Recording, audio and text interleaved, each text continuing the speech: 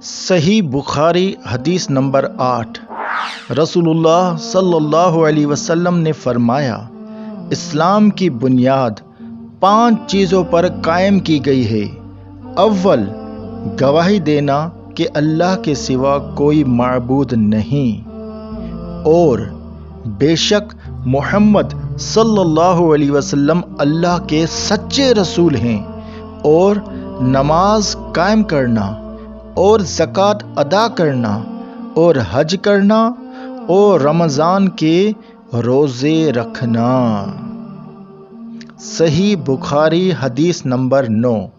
آپ صلی اللہ علیہ وسلم نے فرمایا کہ ایمان کی 60 سے کچھ اوپر شاخیں ہیں، اور حیا مطلب شرم بھی ایمان کی ایک شاخ ہے۔ صحیح بخاری حدیث نمبر 10۔ آپ صلی اللہ علیہ وسلم نے فرمایا، مسلمان وہ ہے جس کی زبان اور ہاتھ سے مسلمان بچے رہیں، اور مہاجر وہ ہے جو ان کاموں کو چھوڑ دے جن سے اللہ نے منع فرمایا ہے۔ صحیح بخاری حدیث نمبر 11۔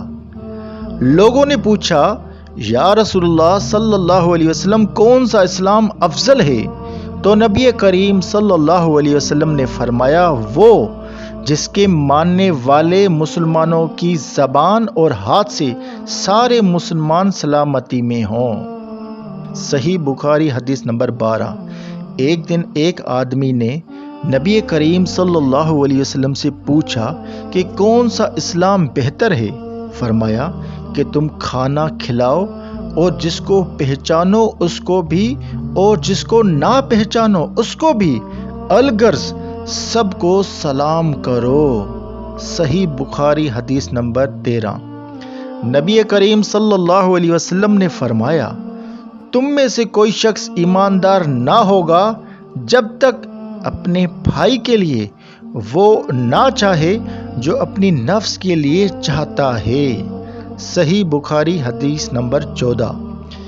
بے شک رسول اللہ صلی اللہ علیہ وسلم نے فرمایا، قسم ہے اس ذات کی جس کے ہاتھ میں میری جان ہے، تم میں سے کوئی بھی ایماندار نہ ہوگا جب تک میں اس کے والد اور اولاد سے بھی زیادہ اس کا محبوب نہ بن جاؤں۔ صحیح بخاری حدیث نمبر 15۔